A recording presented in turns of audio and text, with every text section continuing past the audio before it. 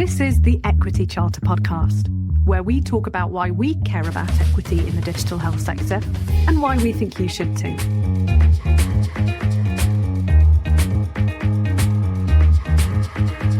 Welcome to this week's episode of the Equity Charter podcast. My name is Aisha Rahim and I'm a psychiatrist and Chief Clinical Information Officer working in the NHS. Along with my colleagues Hassan Chowdhury and Victoria Betton, we developed 10 principles for embedding equity within the digital health sector. This week, we'll be looking at Principle 1, which is each of us commits to standing up for equity. Now, this episode covers a lot of key groundwork that isn't necessarily specific to digital, but absolutely lays the foundations for change in our sector. So here to discuss this topic with us today, we have our two experts, Joy Warmington and Roger Kline. Welcome to the show, Joy and Roger. Thank you for being here. Very nice to be here. Thank you for inviting me. Good morning. All right. So we're going to start off with just asking you both a bit about yourselves and your current roles. So Joy, would you like to tell us a bit about you? My name is Joy Warmington. I'm CEO of brap.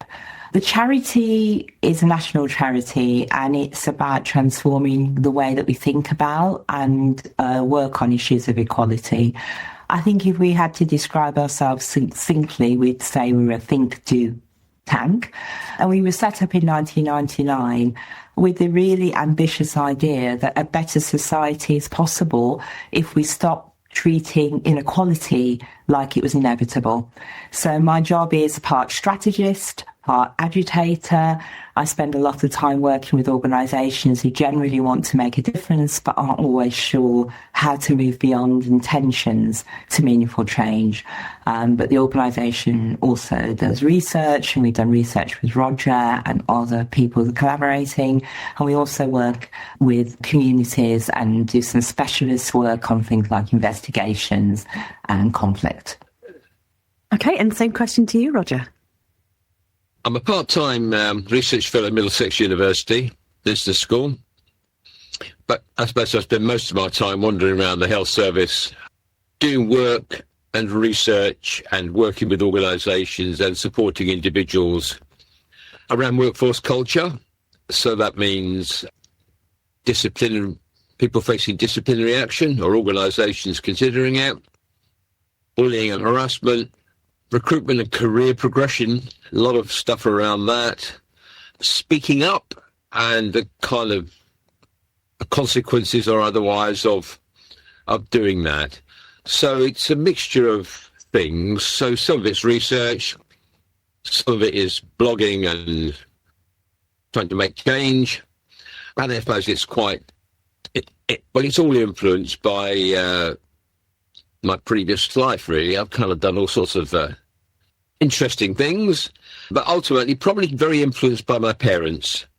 Without me realising at the time, they've been very influential in how I kind of approach things. I'm going to start us off with a fairly broad question, if that's all right. So we often think about equity, equality in organisational terms, generally speaking. But what do you see some of the problems with this sort of approach? One of the things we describe ourselves as is a learning organisation. And the kind of things I think we did 26 years ago, we've actually left behind. We've realised that some of these things don't actually work. And there was a time where we employed a policy person who spent a lot of time working with organisations on policies and, putting in place, different types of charters and strategies. But what I think I've realised is that organisations are really comfortable talking about systems because systems feel neutral and they feel manageable. And I suppose I would say the barrier about focusing on that organisational level is it disguises the very uncomfortable truth, which is that organisations are collections of individuals making individual choices. So it's not policies that exclude people, it's the behaviours that people adopt and enact. So when equity stays at an organisational level, it can become abstract, it can become procedural, and ultimately less transformative. So you can't both. You need to make sure that organisational policies, frameworks are saying the right sort of things. So they frame what needs to go in to culture, understanding, systems, processes. But then people need to know how to enact that. I suppose for myself, Aisha, so when Joy and I work together, there's always a kind of quite constructive tension, because I come from an employment relationship. I was a trade union official for 25 years. So I come from an employment relations perspective. So I agree with what Joy's said. And in fact, I've written some stuff around the way in which organisations get false assurance from policies, procedures and training, and convince themselves if they've got all these things in place, then things, they can sort of put their feet up. And of course, that's just complete nonsense. Apart from anything else, there's no research that says that having policies, procedures and training in isolation will make any significant difference to culture at all. I'm not saying you don't need them, but I'm saying if you start looking at specific issues, you realise that you need to do more than that. And some of that is about what leaders do. So leaders taking responsibility, leaders taking time out to understand, leaders being clear they're actually personally committed to these issues. But it also means leaves a responsibility for individual members of staff and team leaders, so leaders at every level, down to the team, to take responsibility, not look the other way, because looking the other way is colluding. It's not always easy, for example, to speak out, but there are always ways in which you can find some way of registering your unease at what's happening, being an active bystander, and then collectively making your views here. So you do need to tackle these things at an organisational level, but part of tackling them at an organisational level is having individuals who are active at every level. There's actually a wealth of research that signposts us to what is more likely to work. We're dealing with human beings, so there's never any certainty. It's often quite complex. Just doing one thing doesn't necessarily, it's not a linear relationship between you do this and that will happen. That's a mistake the ministers make, of course. They think they've got these levers they're going to pull and, hey, presto, nothing happens, or the wrong thing happens. But if you look at specific issues, let's take a simple example to start with. Speaking up, raising concerns.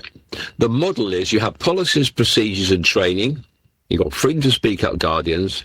And hey presto, the data has hardly shifted at all about whether people feel able to raise concerns and whether they feel notice is being taken when they do, never mind whether it's safe to do so.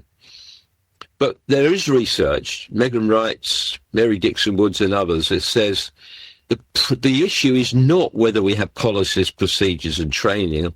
It's whether those to whom these issues are raised are listening and acting in a timely way on what is raised with them. It's pretty simple, really. And you can see in some organisations you can see some of that happening.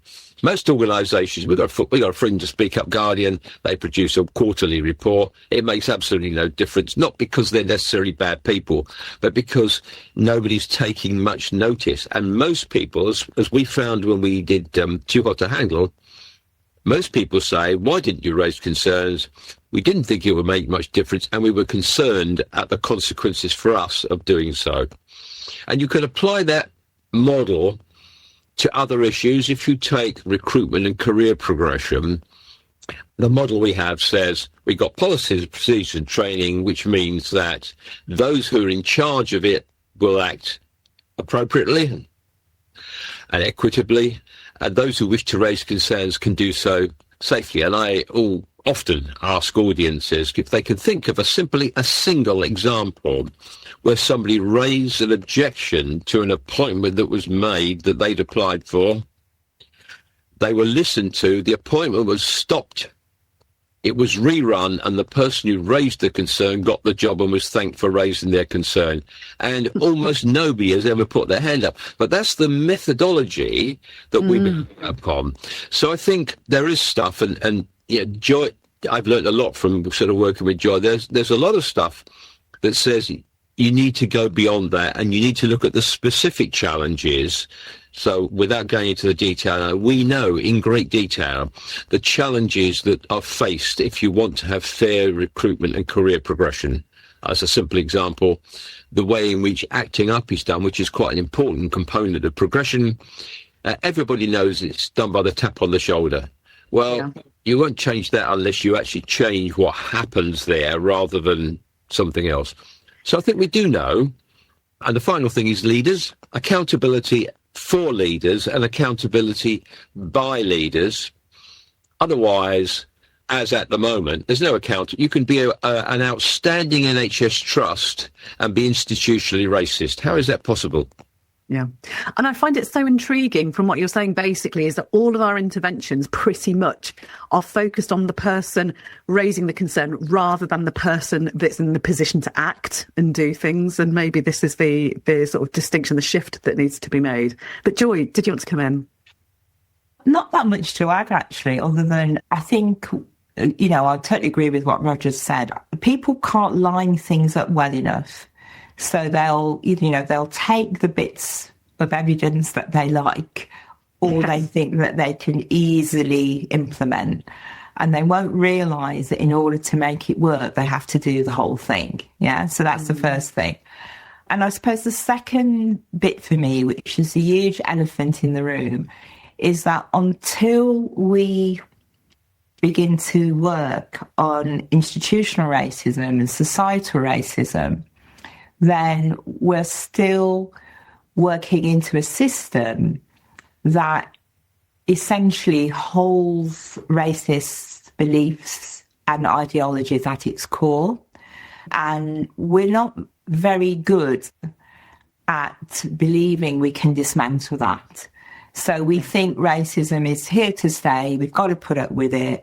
We've got to move around it, and people who are racialised as black and brown must navigate it as best we can. Well, we don't do that with other things. We don't say, around gender, women just have to put up with the lot they've been given within our society. We've just got to make do with it. We're trying to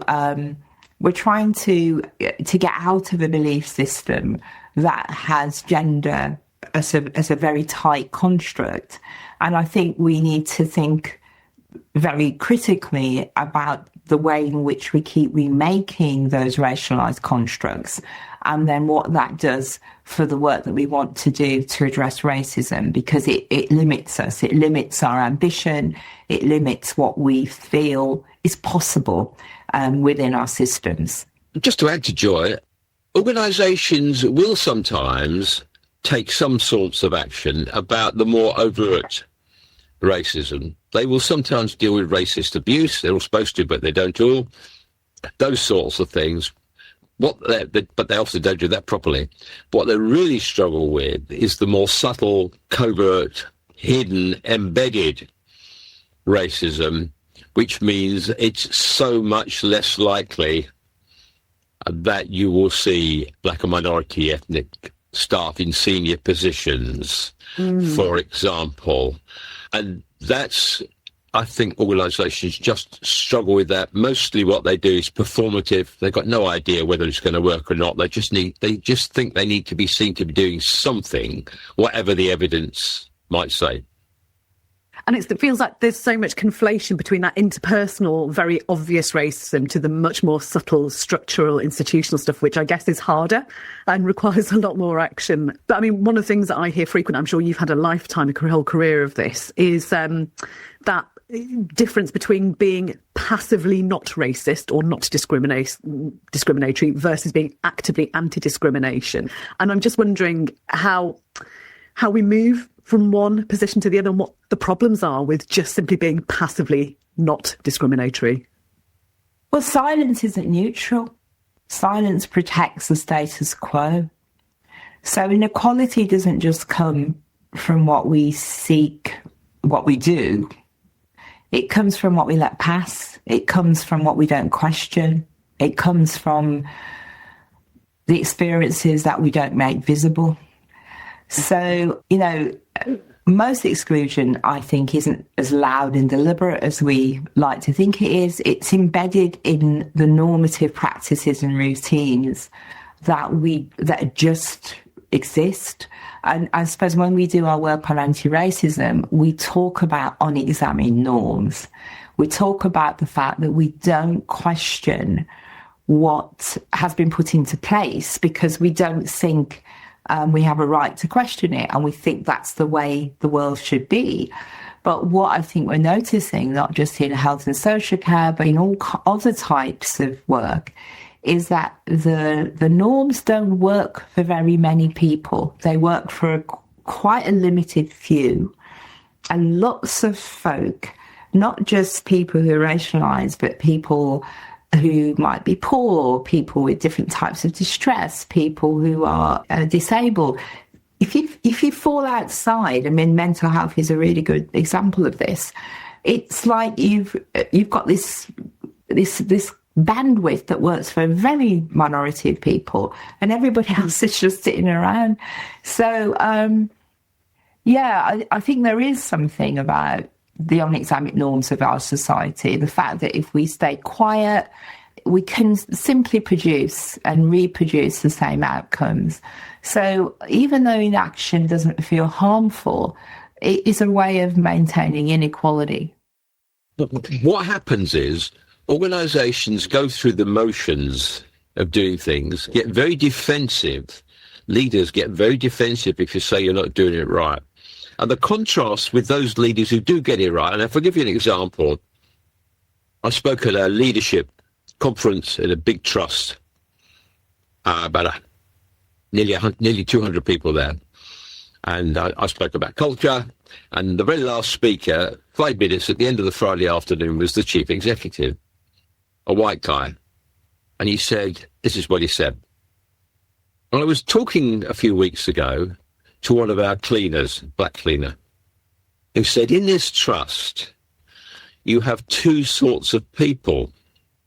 When I'm mopping my floor, most people who come along tiptoe round, apologise for getting in my way, and say good morning. But you have some people who just leave their muddy footprints on my floor. And the chief exec said, if you are, this is his final words of the conference, if you are one of the people who leaves muddy footprints on a floor that's just been cleaned by a cleaner, get out of my organisation now. Wow. And, of course, that wasn't going to solve the centre, and it was very, very loudly clapped. So it's partly about how you phrase these things. It's partly about people sticking their necks out, and it's partly about doing things that, for example, Andrew Foster did when someone came into the hospital and said, I want a white doctor. And they said, we don't do that here. Guy who goes to his local newspaper, front page next week, what about my rights to choose my doctor? Foster went down, saw the editor and said, I'm not leaving until you print the following from me about it. And the next week in the Wigan Courier, or whatever it was, it said, if this guy comes in, I'm summarising, if this person comes into my A&E again and wants treatment, we may patch him up, but only enough so he can go off somewhere else and find a hospital where he can choose the ethnicity of his doctor or nurse, because we don't do that here. He then sent that to every member of staff and stuck it on Twitter. And that meant, because I've talked to people there, that meant that at that time people thought, oh, we know where we stand and we know he's got our back.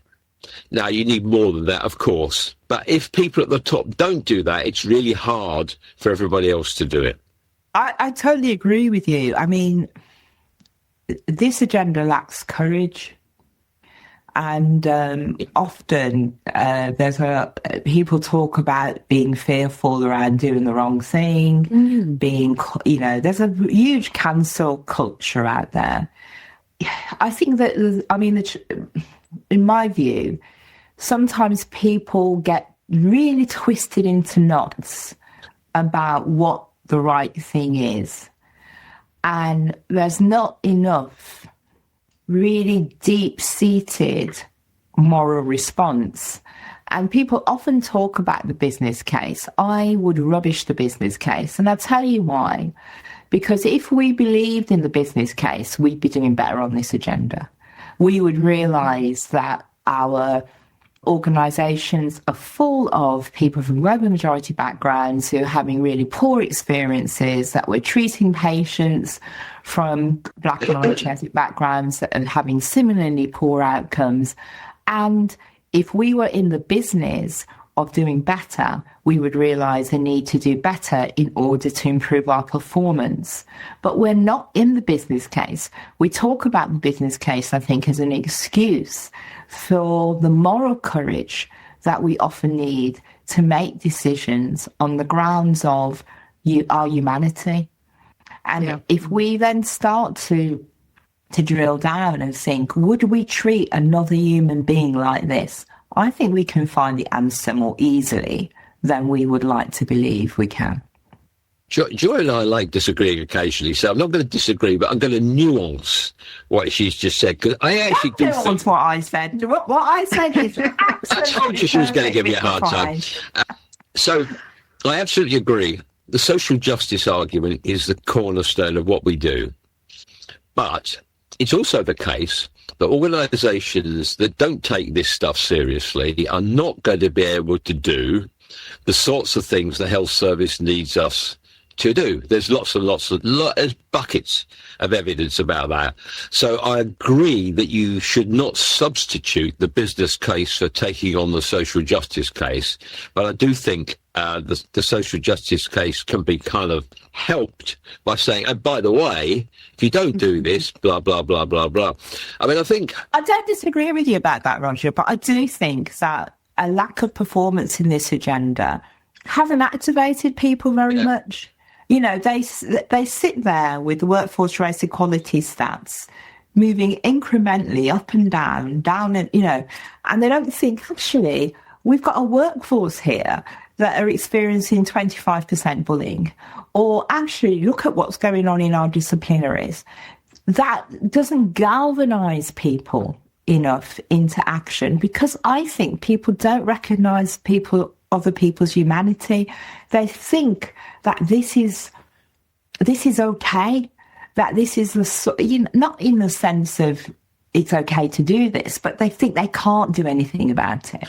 They think that, you know, and that's the bit I think we need to activate in people, that actually this is wrong and we can do something about it.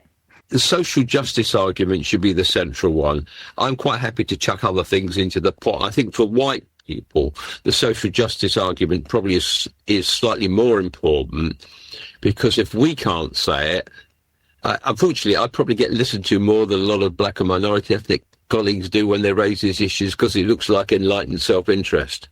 You know, we have a particular responsibility to raise these issues, I think. And I'm really, really intrigued by this point that you're both talking about, which is focusing on the business case at the expense of the moral case, which tends to happen.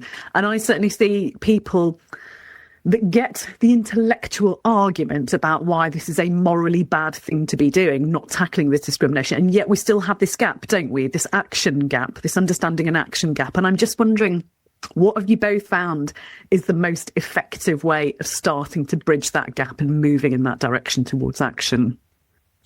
If I go to boards, I stick a slide up which says, I've looked at your action plan, and then I stick the slide up which says, could you share with me why you have confidence that what you're proposing to do has a reasonable likelihood of making the difference you say you want to make? Mm-hmm. And without exception, there's silence, because nobody knows. Because when you say, well, why do you think putting more BME staff on interview panels is going to make a radical difference in the number of black people appointed to more senior positions? Nobody's read the research. Actually, if they did, the researchers say, well, actually, it's not clear. And even if it makes some difference, it makes a very little amount of difference. So also, Roger, if you talk to people who are almost press ganged into being on these panels, they will often say, we do not have a nice experience being roped in to be on every interview panel, and it is at the expense of our day job. I mean, Joy and I together did some work with a colleague, Harpreet Hockley, which culminated in No More Tick Boxes, which is a summary of the evidence about recruitment and career progression, and a kind of little report from Joy, which kind of complemented it. And the evidence is all in there. It's hardly changed. You can update it a bit. It's hardly changed. And there are a few trusts trying to do some of the stuff in there. So you've talked about this sort of tinkering at the edges, really, that seems to be motivated by a desire to feel good about oneself organisationally. And you've also mentioned some actual evidence that does speak a little bit more to effective sort of interventions from the No More Tick Boxes report. Are there any other resources that you would point people towards that really want to deep dive and look into what's effective and impactful? I think there's loads, actually, Aisha, but I've been going backwards, actually. I've gone back into, works by, Audre Lorde, James Baldwin. I mean, people back then were really explicit about racism in our society and in our world. And what we've done is we've pretended that we're better than that now. We pretended that all of that stuff that happened in the 50s and 60s, it doesn't happen. And I think there's been a wake-up call, because what we've realised is that the checks and balances that we thought we had within our society could be so easily eroded. I heard of a couple of members of a health and social care organisation walking to work and some people throwing stones at them, and they were in hijab. Yeah. So we are not talking about the civilization that we believe we have. And I think we need to go back into some of those early writers to understand we're still there. And that what we did was we skipped over it and pretended that we didn't really need to do that deep work.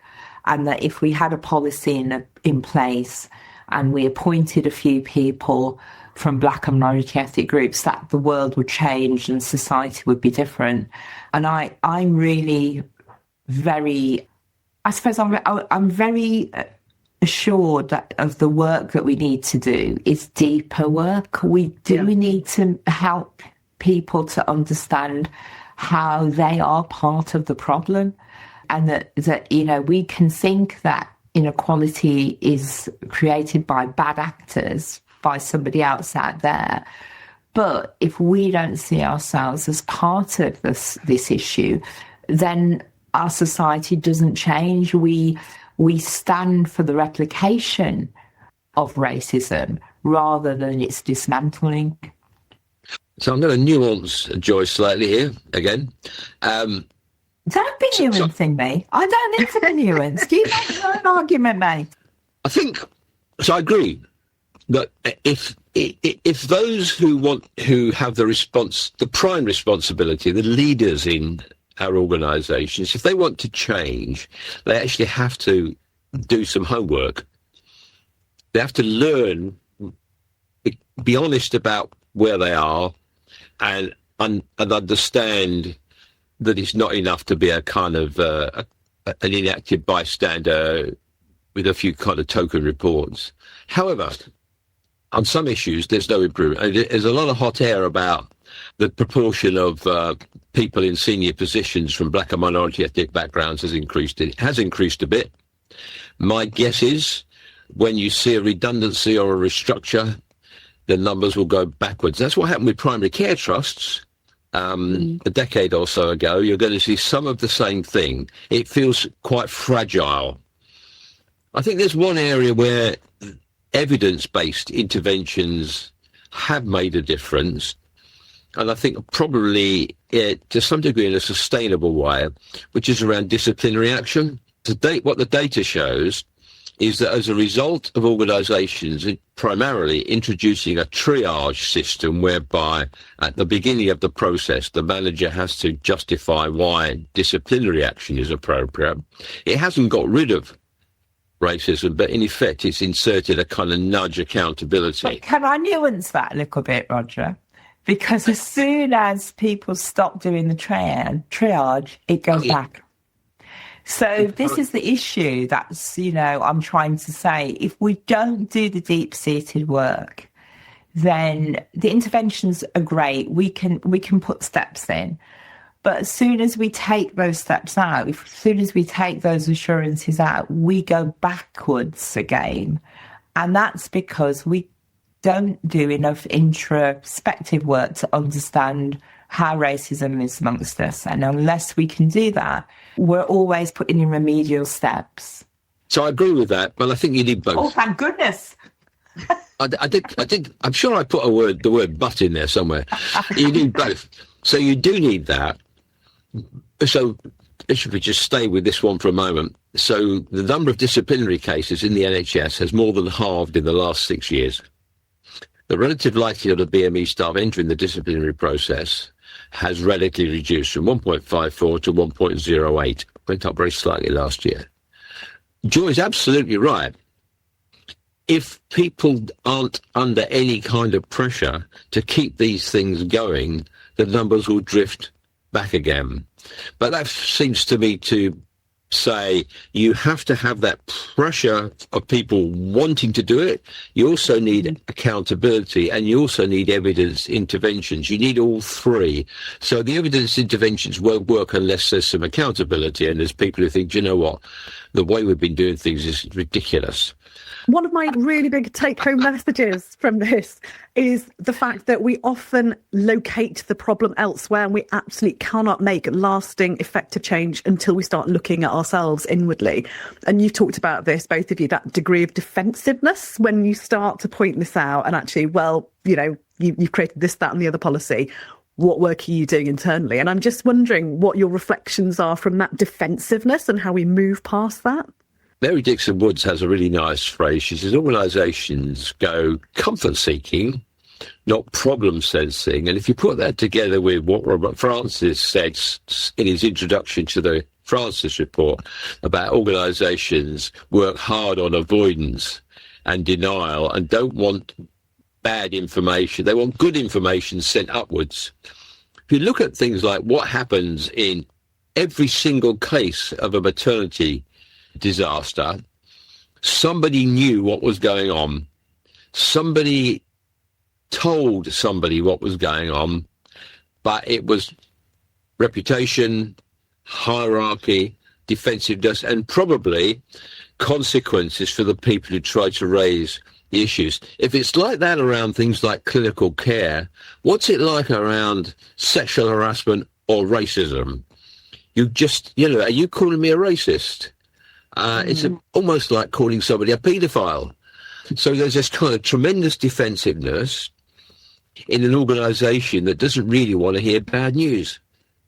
I suppose the only thing I would say, it suits us to see racism as individual acts rather than a system that is maintained, because it links back to enslavement, to colonisation, to empire, to, why are we in Mauritius? All of these questions that we need to ask about the footprint and our history that start to open up when we talk about systemic racism. So, it suits us to think about it like that. And even people who support very aggressive policies around the exclusion of black and brown people will say, we're not racist. This sort of work in this sort of climate can feel very difficult. I'm just wondering, well, twofold really, has the nature of this work changed in recent times, and how do you maintain resilience? If you're an individual and you want to take action, you're trying your best to sort of be introspective, but it's a very difficult environment to work in. How do you keep going? I think you need to find your tribe, Aisha. I think I do feel I have a lot of compassion for people who are working on this stuff individually, because I think, as Roger said, being the only EDI person in an organisation, and usually at a band or a level of pay where your voices can be drowned out, it's a really difficult place to be, especially when you want to do good stuff and you often have to be satisfied with what the organisation will permit and allow, and you know that that's not good enough or meaningful enough, or it's not going to make the change that you need. So I think you need to find people who can help you to maintain your sanity in this, and, you know, help you to think about purpose, help you to think about commitment. And I think the good thing that's happening, just really quickly, is that even though some stuff seems to be happening in our society that we think, oh my gosh, I can't believe we're here again. I had this in the 1970s and 1980s. There is resistance. There's resistance from young people. There's resistance all over the place. There's people kind of going, we're not going to stand up for this. So I think you find those pockets and you link with those people. I also think you don't have to do everything all the time. I often say this to my team, you know, rest is an act of resistance. It's not everything that you've got to defend and whatever, because you just burn yourself out. And sometimes you also have to think about preserving yourself for another day. What Joy said about courage is right. It's not always easy, and sometimes you have to make judgments about when you raise things and how you raise them. And in a way, that's the difference between anti-racist and being non-racist to some degree. And I've talked to people where Reform are the local council and are now sitting on integrated care boards. It's bloody difficult around these things. It's so important, isn't it? Because I don't know who said it. You know, what does a productive modern society look like? It's not how many people get rich. It's how we treat people who are poor, how we treat people, you know, we, not just poor, but, you know, people who are disabled, etc., etc. I don't know where we're going with all this. You know, what's the vision for our society, for our humanity? At any point, any of us can get sick. At any point, any of us can need help, you know? So I think there is this issue about what are we trying to create here? What's the future that we're leaving? And I worry about that, you know, and for my part, I'm trying to ensure there's a legacy that I can stand up to. I used to comfort myself, and I still do actually, with a quote from Karl Marx. He's not so fashionable these days, who in a very obscure booklet called The 18th Brumaire of Louis Napoleon had a lovely phrase where he said, "We don't make history under circumstances of our own choosing." In other words, you do the best you can in the situation you find yourself. That's what you have to do. And you can't always do everything you can do. And sometimes the things you do don't work.